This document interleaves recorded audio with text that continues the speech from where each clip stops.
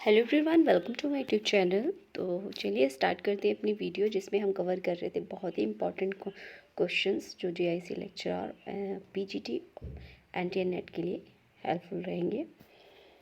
तो चलिए, पहला क्वेश्चन है हमारा,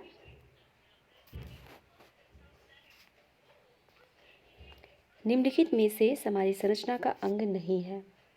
सामाजिक संरचना का अंग नहीं है। ऑप्शन दिए हुए हैं, बताइए ऑप्शन। पहला ऑप्शन है सामाजिक संस्थाएं, सामाजिक प्रतिमान, व्यक्तियों द्वारा ग्रहण किए गए पद और भूमिका, और सामाजिक समस्याएं। तो निम्नलिखित में से कौन सा सामाजिक संरचना का अंग नहीं है? अंग नहीं है, तो अंग नहीं है। सामाजिक समस्याएं अंग नहीं है, संस्थाएं अंग हैं, प्रतिमान अंग हैं, और भूमिकाएं और व्यक्तियों द्वारा जो ग्रहण की जाती हैं भूमिकाएं, वो सामाजिक संरचना का अंग हैं।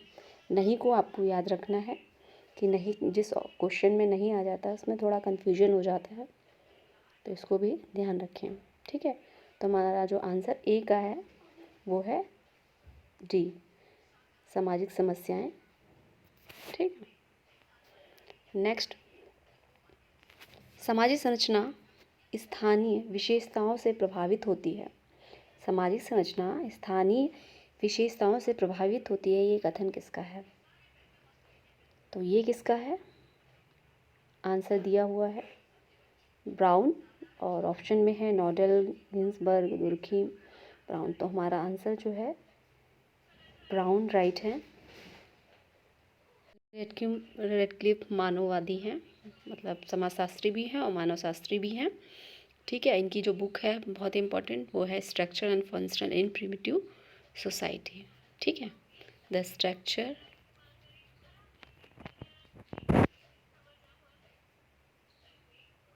एंड फंक्शन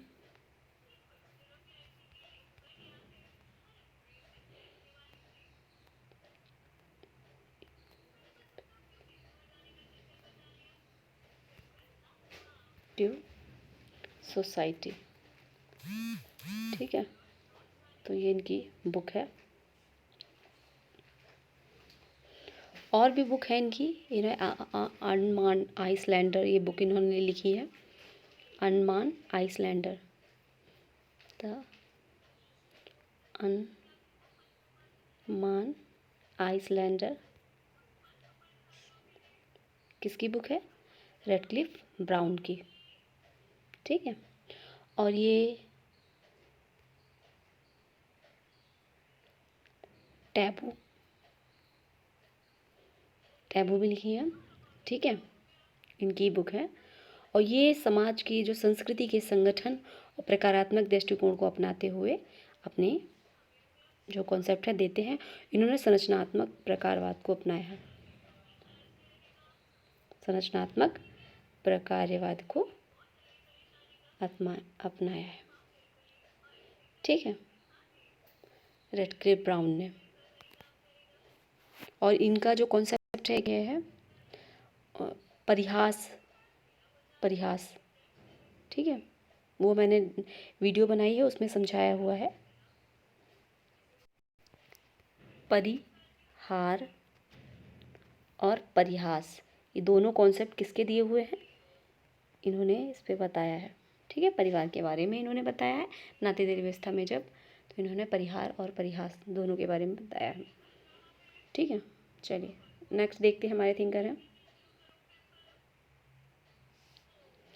समाज के बाहरी ढांचे को सामान्यतया किस नाम से जाना जाता है? समाज के बाहरी ढांचे को सामान्यतः किस नाम से जाना जाता है? ऑप्शन दिए हुए हैं, सामाजिक अंतःक्रिया, सामाजिक व्यवस्था, सामाजिक संरचना, सामाजिक संगठन। तो किसके आधार पर जाना जाता है? तो आंसर जो हमारा राइट है, आंसर हमारा सी। ठीक है, ये समाज के बाहरी ढांचे को किसके समानता नाम से जानते हैं? सामाजिक संरचना के नाम से। सिंपल है। ठीक है, नेक्स्ट क्वेश्चन देखते हैं। रेडक्लिफ ब्राउन के अनुसार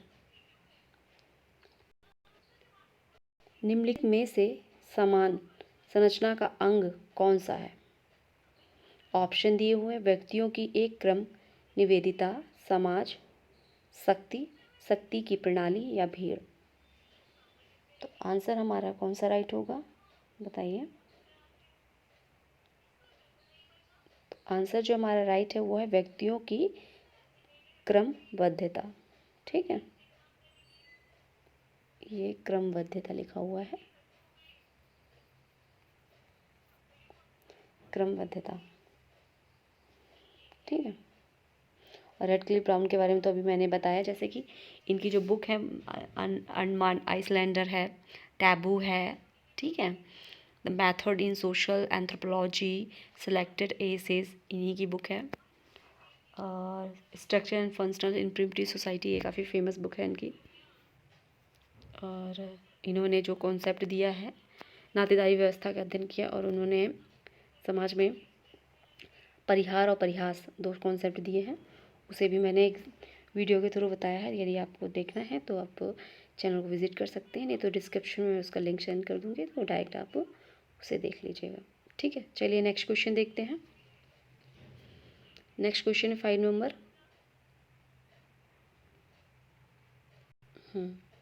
निम्नलिखित में से गलत कथन चुनिए। पहला है समाज संरचना अखंड व्यवस्था है। दूसरा है समाज संरचना को व्यक्ति निरंतर बदलता रहता है। तीसरा है सामाजिक संरचना समाज के बाह्य स्वरूप का, बाह्य मतलब बाह्य स्वरूप का बोध कराती है। फोर्थ नंबर है सामाजिक संरचना अंतः संबंधी इकाइयों का एक व्यवस्थित स्वरूप है। तो ऑप्शन जो होगा हमारा राइट होगा, कौन सा होगा आंसर हमारा,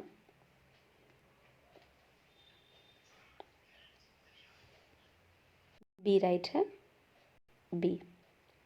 सामाजिक संरचना को व्यक्ति निरंतर बदलता रहता है, ये गलत है। बाकी संरचना को व्यक्ति निरंतर बदलता रहता है, ये जो है गलत है। बाकी सामाजिक संरचना अखंड व्यवस्था है।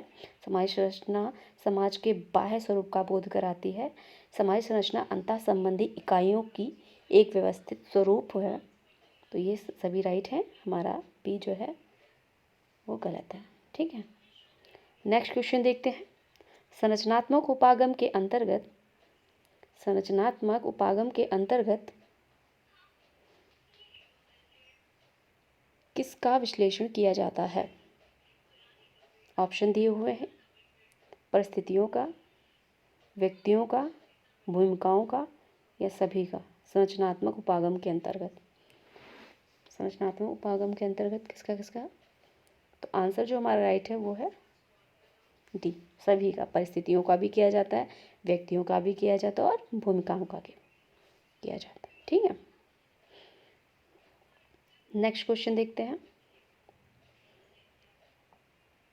निम्नलिखित में से कथन चुनिए। सामाजिक संरचनाओं का निर्माण अन्य उपकरणों से होता है। सामाजिक संरचना स्थानीय विशेषताओं से प्रभावित होती है।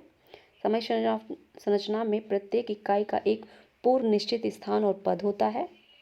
सामाजिक संरचना का इकाइयों में एक क्रम विविधता पाई जाती है। चुनिए भाई, ऑप्शन 1, 2, 3 और 4। तो कौन सा राइट होगा? हमारा आंसर जो होगा वो राइट है, ऑप्शन हमारा 2 राइट है। सामाजिक संरचना स्थानीय विशेषताओं से अप्रभावित होती है। ये प्रभावित लिख दिया है, अप्रभावित होती है। बाकी समाज संरचना में प्रत्येक इकाई का एक पूर्व निश्चित स्थान और पद होता है। समाज संरचना की इकाइयों में एक क्रम विविधता पाई जाती है और समाज संरचनाओं का निर्माण अन्य उपकरणों से होता है। और समाज संरचना स्थानीय विशेषताओं से प्रभावित होती है। और भी जो विशेषताएं होती है उससे जो संरचना होती है सामाजिक वो प्रभावित होती है। तो अप्रभावित लिखा है इसलिए सर हमारा, वैसे देखा जाए तो सभी राइट है, कोई भी गलत नहीं, क्योंकि अप्रभावित नहीं लिखा है। ठीक है, चलिए नेक्स्ट क्वेश्चन देखते हैं।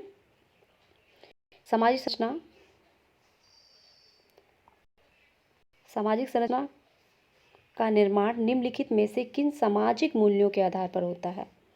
सामाजिक मूल्य पार्सन्स ने दिए हैं। मूल्य सार्वभौमिक प्रदत्त मूल्य, सार्वभौमिक अर्जित मूल्य, सार्वभौमिक अर्जित और विशिष्ट मूल्य, ये सभी बताइए। तो ऑप्शन जो हमारा राइट होगा वो सभी होगा।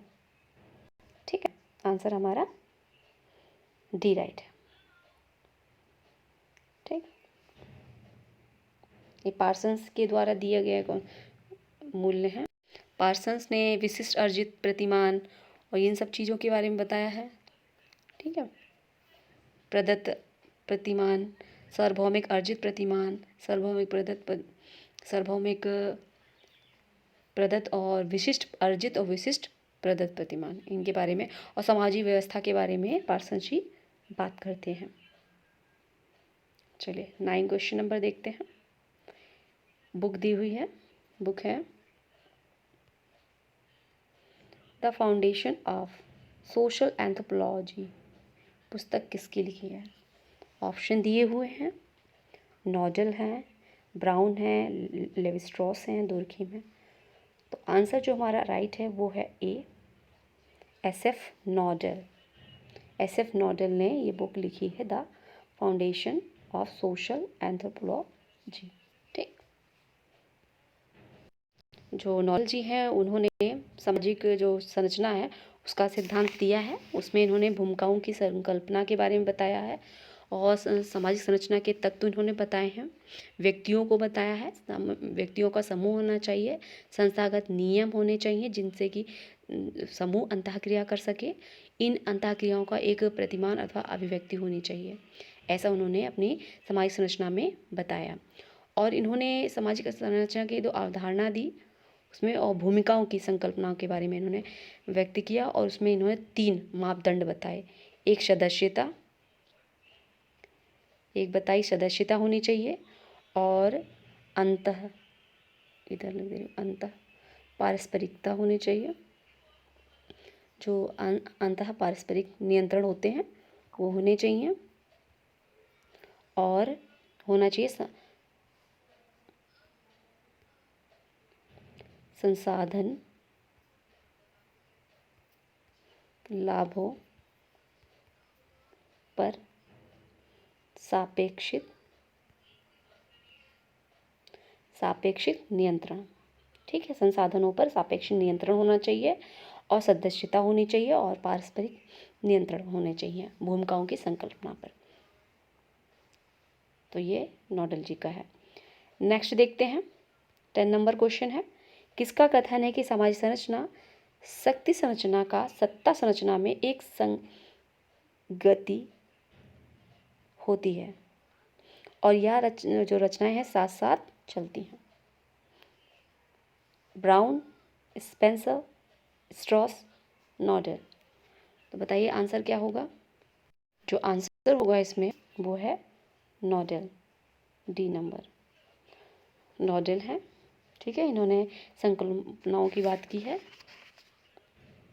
भूमिकाओं की संकल्पनाओं की बात की इन्होंने, जैसा कि मैंने अभी बताया आपको। तो ये थे आज के हमारे इम्पॉर्टेंट एमसीक्यूज़। नेक्स्ट वीडियो में इसी तरीके से जो बहुत ही ऑथेंटिक है क्वेश्चंस उन्हीं को लेके आएंगे।